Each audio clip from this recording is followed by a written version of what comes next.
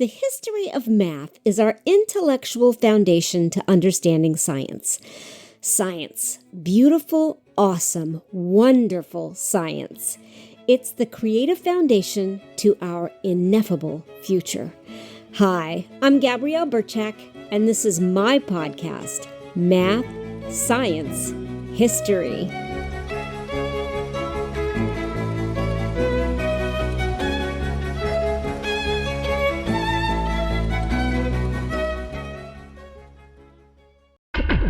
In the year 415, the infamous philosopher and mathematician Hypatia of Alexandria, Egypt, was savagely murdered by church monks. This murder shocked the Roman community and its government leaders. Hypatia was known far and wide as a respected philosopher, mathematician, government advisor, and a professor. Hypatia, The Sum of Her Life, is a book that I wrote that looks not just at the circumstances surrounding her death, but also at the sum of her entire life. I weave in the details of her education, disciples, Neoplatonic philosophies, female contemporaries, and the many mathematics that she wrote and taught about. There is truly more to Hypatia's life than her death. Hypatia, The Sum of Her Life, written by me, Gabrielle Burchak, is now on sale on Amazon. Buy your copy today. If you are listening to this on February 27th, guess what? Tomorrow is not the last day of the month. It's leap year. Fun fact, did you know that many people credit the correction of the calendar to Julius Caesar? However, it wasn't Julius Caesar who corrected the calendar. It was his mathematician and astronomer, Sosigenes, who converted the 10-month calendar into a 12-month calendar. But why did he do this? Everybody thinks that Julius Caesar did this because he was really a smart guy who cared about the calendar, but that's not really the case. Really, if Julius Caesar were alive today, he'd probably be the most trending man on Instagram. He loved publicity and dramatic flair. So, here's how everything went down. In 48 BC, Julius Caesar chased his son-in-law Gnaeus Pompeius Magnus, also known as Pompey, into Alexandria, Egypt. You see, Julius Caesar's daughter, Julia, sadly had passed away. His son-in-law, Pompey, took this opportunity to side with the conservative faction of the Roman Senate. Well, Julius Caesar was very unhappy that his son-in-law was taking liberties and was combating him for the leadership of the Roman Senate. And so, Caesar entered into a civil war with Pompey in Pharsalus, Greece. Even though Julius Caesar was outnumbered by Pompey's troops, he won the battle. This forced Pompey to run into Alexandria to hide. Taking this opportunity for publicity and flair, Caesar chased Pompey into Alexandria with intentions to simply frighten his son-in-law. His intentions weren't to murder Pompey. Julius Caesar had plans to frighten him and then forgive him. He wanted to look like a forgiving leader. It was an operation that he often employed. We'll call it Caesar appreciation, where he would forgive his adversaries for their wrongdoings and then send them back to their homeland to continue to rule.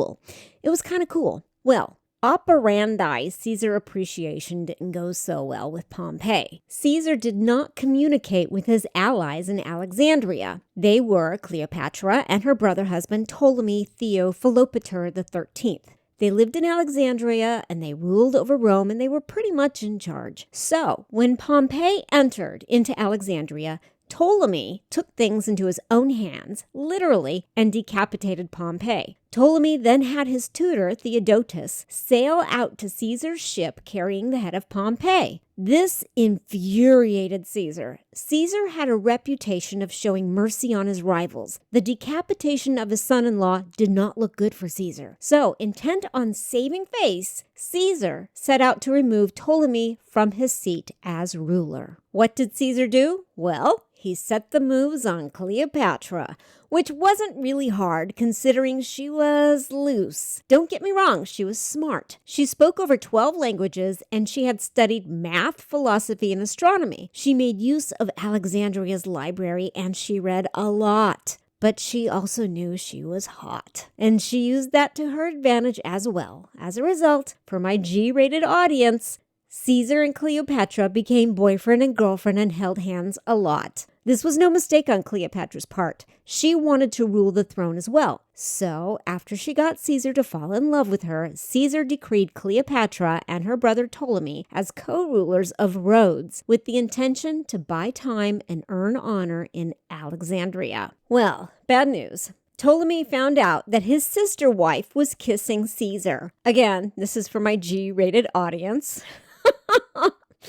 And so Ptolemy, upset by this, he was so upset by this, consulted his chancellor, Pothinus, and his general Achilles, and then set out a plan to kill Caesar. But Caesar found out. Believe it or not, the way he found out was through his barber. Apparently, the barber knew what was going on. So Caesar went to go get a haircut before the big celebration for Cleopatra and Ptolemy as co-rulers of Rhodes. Well, the barber told him everything. So I just want to point out that it pays to have a hairdresser. They could very well save you your life.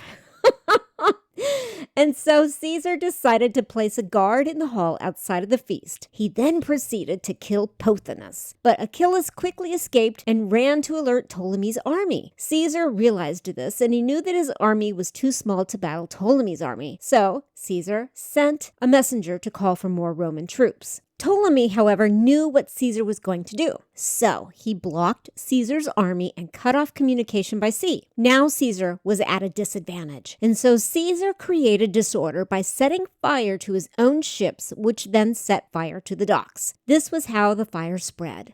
It became a blazing inferno that then caught hold on the royal quarters, which held the Museion, which is also known as the House of the Muses, which is also known as the University of Alexandria. Then the fire spread to the Alexandria Library. So, for those of you who think that the library fell after Hypatia's death in 400 CE, that's not really the case. Caesar actually burnt down part of the library 400 years prior. Ptolemy died when his ship sank. And so, once again, even though Caesar had a smaller military, he won the battle.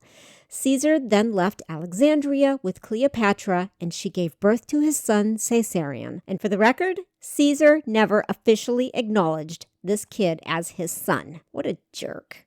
So, back to the calendar story. When Caesar returned from Egypt in 46 BC as a dictator, there was a 3-month discrepancy between the seasons and their calendar date. Harvest celebrations were taking part long before crops would grow. It made no sense. So Caesar was annoyed by the priests, who were at liberty to dictate the dates of the calendar and the times as they saw fit. The church was adding holidays to profit the church, of course. And without notice, the priests had slipped in the intercalary month called Mercedonius. It was a challenge to track the annual cycles, to structure the seasons, as well as navigate militarily through the waters using celestial guidance. So, for Caesar, a repaired calendar would serve as a military guide. And so, with the help of the brilliant astronomer Sosigenes, Caesar created a new calendar, and this was his new propaganda. Caesar's mathematicians were able to structure the year in such a way that the year held 365 days with 4 equivalent seasons. Julius Caesar, with his amazing marketing abilities, decided to call this calendar the Julian calendar. Imagine that. Who knows? If Julius Caesar existed today, maybe he'd have his own marketing company. It's really impressive if you think about how he used public relations and marketing to his advantage. Very clever. So, the new calendar came in pretty handy, and by the year 400, amazing mathematicians like Hypatia were doing math to show that there were 365.2466666666 days in the year. Considering that she was doing this using base 60 division, it was pretty impressive and really close. Technically, we have approximately 365.242189 days in the year. However, we rounded up to 365.25 days in the year and play with that 1/4 of a day in order to make our calendar system a little bit easier. I'll explain. So, we have an extra 1/4 of a day in our calendar year. However, we don't use it. We set it aside until we have 4 quarters, which make up 1 whole day, and we put it into the calendar every 4 years. That is why we have a leap day in our calendar every 4 years. February gets 1 extra. So instead of 28 days in February, every 4 years we have 29. What this does is that it keeps our calendar from having a seasonal drift. Otherwise, if we didn't, the calendar year would be moving faster than the Earth moves around the sun. In fact, it would be moving so much faster that eventually we would be celebrating New Year's Eve in the middle of the summer. So you may be asking, well, why don't we just have 366 days in the year instead of 365? The problem with that is that, again, we would have seasonal drift. With 366 days a year, we'd be adding 3/4 of a day every year. And if we did that, the seasonal drift would go in the opposite direction and we'd be adding too many days to our calendar. And again, we'd be celebrating New Year's Eve in the summer. Now, Sosigenes, Julius Caesar's genius sidekick, and his math team were really on to a good thing. At least they thought. You see, Easter was traditionally celebrated after the ecclesiastical full moon, which was on or around the 21st of March.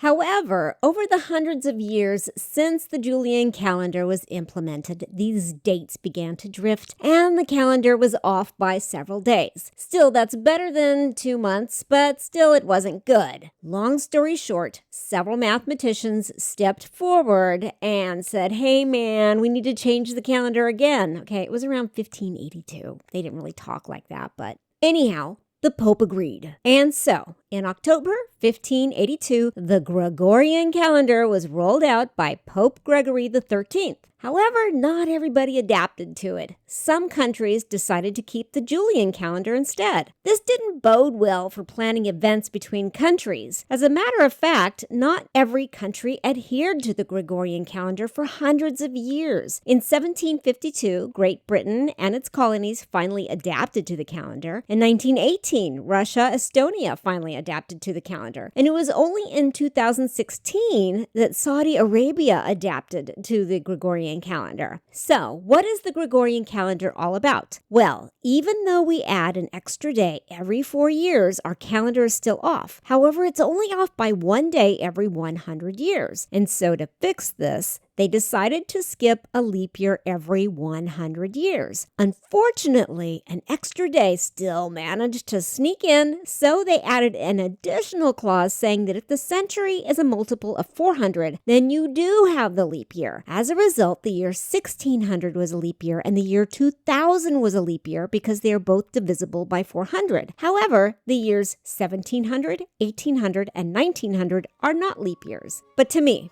at the end of the day, pun intended, I think what really matters is that one day. But I'm not talking about February 29th.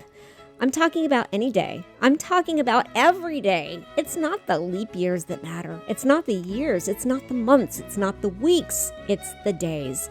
What really matters is just one day, today. So my friends, seize the day. Don't hesitate. Don't pause. Be brave. Follow your heart. Follow your passions. And just seize this day for all it is worth. And until next week, carpe diem.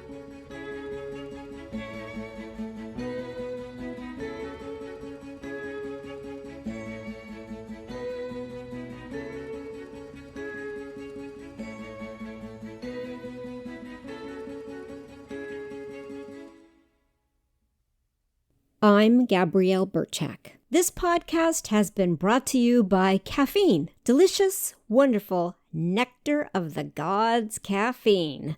Coffee, tea, coffee candy, you name it. I love it. Thank you for listening to Math Science History. If you like what you are listening to, please remember to subscribe and leave a review.